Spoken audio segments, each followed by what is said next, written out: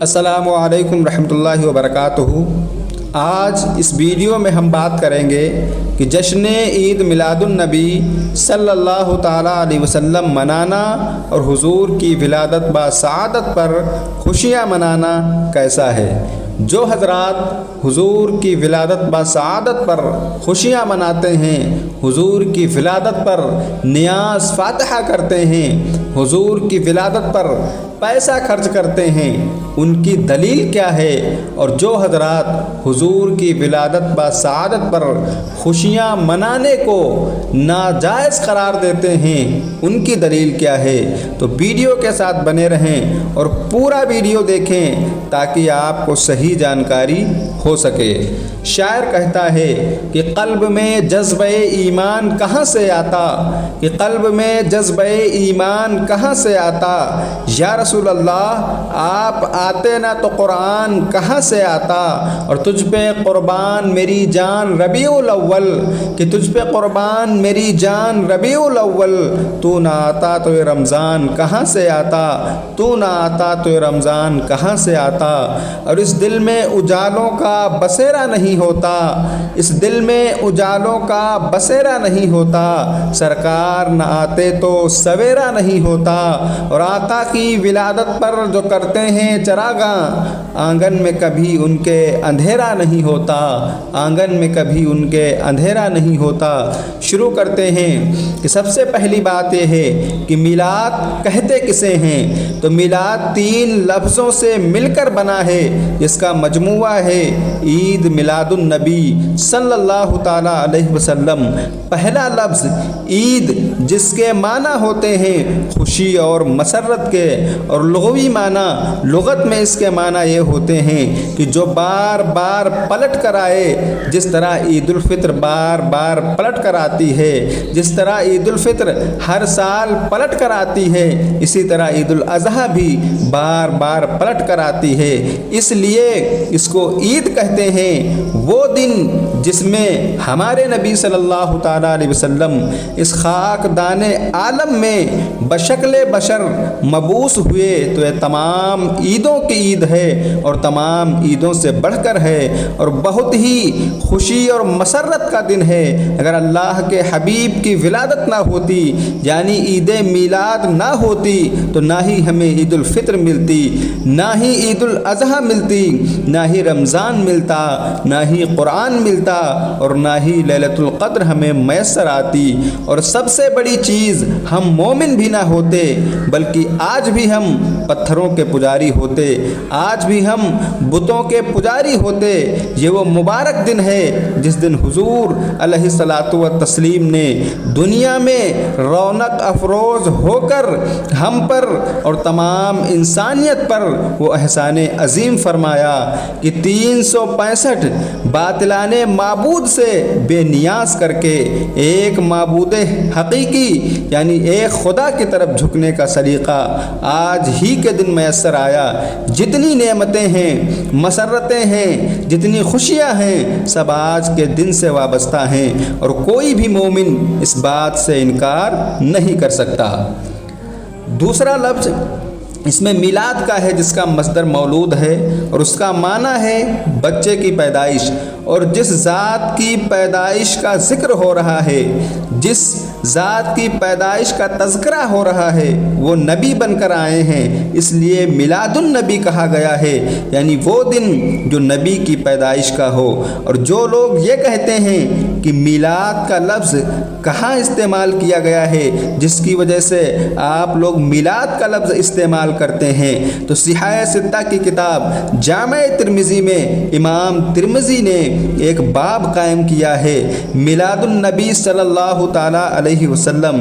امام ترمذی کو ہر مکتب فکر کے لوگ مانتے ہیں، چاہے وہ اہل سنت ہوں، یا اپنے آپ کو دیوبندی کہلانے والے ہوں، یا اپنے آپ کو اہل حدیث کہنے والے ہوں، بلکہ ہر مکتب فکر کے لوگ امام ترمذی کو مانتے ہیں۔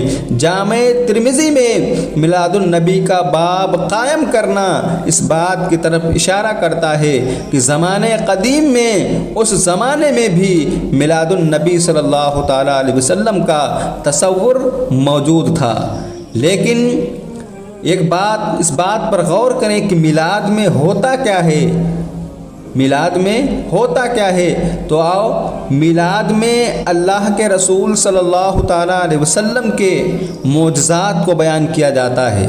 میلاد میں اللہ کے رسول کے کمالات کو، آپ کے فضائل کو، حضور کی ولادت کے وقت نمودار ہونے والے معجزات، حضور کی مکی اور مدنی زندگی کا تذکرہ کرتے ہیں، حضور کی سیرت کو بیان کیا جاتا ہے۔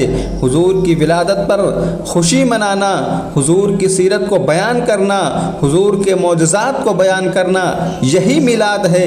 حضور کے فضائل تو قرآن نے بیان کیے ہیں، حضور کے کمالات تو قرآن نے بیان کیے ہیں، حضور کے فضائل تو احادیث کے اندر موجود ہیں۔ پھر میلاد کرنا ناجائز کیسے ہو سکتا ہے؟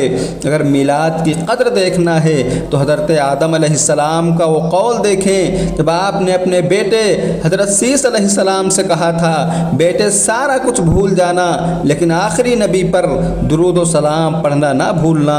میلاد کی اگر قدر و منزلت دیکھنی ہے تو حضرت ابراہیم علیہ السلام کی وہ دعا دیکھیں، جو مزدوری کر لیتا ہے تو اس کو اجر ملنا چاہیے، اس کو اجر ملنا چاہیے۔ اسلام میں مزدور کا پسینہ خشک ہونے سے پہلے مزدوری دے دینی چاہیے۔ حضرت ابراہیم علیہ السلام نے اپنے بیٹے کے ساتھ بیت اللہ کی تعمیر فرمائی، بیت اللہ کی تعمیر مکمل کی تو مزدوری کیا مانگی؟ ربنا وابعث فیہم رسولا، یا اللہ مجھے شان والا رسول عطا کر۔ آپ اس شخص کی قدر کو ملاحظہ کریں جو ہزاروں سال پہلے نبی کے آنے کی دعائیں کر رہے ہیں۔ حضرت ابراہیم علیہ السلام کا انتظار دیکھیں جو ہزاروں سال پہلے نبی کے میلاد کی دعائیں کر رہے ہیں۔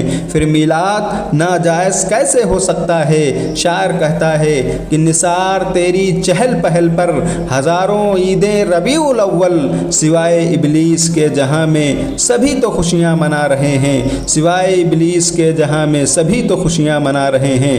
لیکن ہم کو میلاد کی قدر نہیں ہے کیونکہ جس کے پاس جو چیز نہیں ہوتی ہے وہ اس چیز کی زیادہ قدر کرتا ہے۔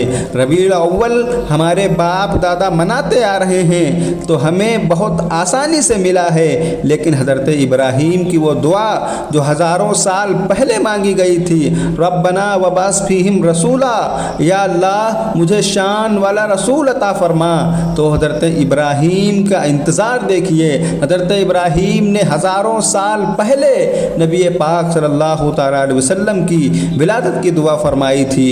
چلو قرآن کے اندر دیکھتے ہیں کہ اللہ کی رحمت پر، اللہ کے فضل پر خوشیاں منانا کیسا ہے؟ تو قرآن کہتا ہے قل بفضل اللہ وبرحمتہ فبذلک فلیفرحوا هو خیر مما یجمعون۔ ترجمہ اس کا یہ ہے کہ تم فرماؤ اللہ ہی کے فضل اور اس کی رحمت پر خوشی کریں تو یہ سب دھن دولت سے بہتر ہے، سب دھن دولت سے بہتر ہے۔ قرآن کہتا ہے کہ اللہ کے فضل پر خوشیاں منانا، اللہ کی رحمت پر خوشیاں منانا، اللہ کی رحمت کے حصول پر خوشیاں کرنا، یہ سب دھن دولت سے بہتر ہے۔ یہ آیت قرآن کے بارے میں نازل ہوئی کہ قرآن ہمارے لیے اللہ کا فضل بھی ہے اور اس کی رحمت بھی ہے، اور جس کے اوپر قرآن نازل ہوا وہ بھی تو اللہ کا فضل ہے، اللہ کی رحمت ہے اور اللہ کی نعمت ہے۔ اب حضور صلی اللہ تعالیٰ علیہ وسلم اللہ کا فضل کیسے ہیں، اللہ کی رحمت کیسے ہیں، حضور صلی اللہ تعالیٰ علیہ وسلم نعمت کیسے ہیں، آگے سنتے ہیں، آگے دیکھتے ہیں، قرآن پڑھتے ہیں۔ قرآن کہتا ہے لقد من اللہ علی المؤمنین اذ بعث فیہم رسولا، کہ اللہ نے مسلمانوں پر احسان فرمایا کہ اس نے ان میں اپنے رسول صلی اللہ تعالیٰ علیہ وسلم کو مبعوث فرمایا۔ اللہ جب کوئی رحمت نازل کرتا ہے، جب کوئی فضل نازل کرتا ہے ہے تب اس چیز پر احسان جتاتا ہے۔ اللہ کا اپنے حبیب کو مبعوث فرما کر احسان جتانا اس بات کی دلیل ہے کہ حضور صلی اللہ تعالیٰ علیہ وسلم تمام عالم کے لیے، تمام مسلمین کے لیے اللہ کا فضل ہے۔ دوسری جگہ اللہ فرماتا ہے وما ارسلناک الا رحمۃ للعالمین، اے محبوب ہم نے آپ کو سارے جہان کے لیے رحمت بنا کر بھیجا۔ اس سے ثابت ہوا کہ حضور صلی اللہ تعالیٰ علیہ وسلم اللہ کا فضل بھی ہیں اور اللہ کی رحمت بھی ہیں اور اللہ کی نعمت بھی ہیں۔ اور آگے چلیں، بخاری شریف اٹھاتے ہیں، بخاری کی حدیث ہے، حضرت عباس رضی اللہ تعالیٰ عنہ سے کسی نے سوال کیا کہ اللہ کی سب سے بڑی نعمت کیا ہے؟ تو حضرت عباس فرمانے لگے محمد النعمت اللہ، محمد اللہ کی سب سے بڑی نعمت ہے صلی اللہ تعالیٰ علیہ وسلم، محمد اللہ کی سب سے بڑی نعمت ہیں۔ تو ان تمام آیتوں سے اور اس حدیث سے ثابت ہوتا ہے کہ اللہ کے رسول صلی اللہ تعالیٰ علیہ وسلم ہم تمام مسلمانوں کے لیے، ہم تمام کائنات کے لیے اللہ کا فضل بھی ہیں، اللہ کی رحمت بھی ہیں اور اللہ کی نعمت بھی ہیں۔ تو پھر حضور کی ولادت پر خوشیاں منانا، حضور کی ولادت پر نیاز فاتحہ کرنا ناجائز کیسے ہو سکتا ہے؟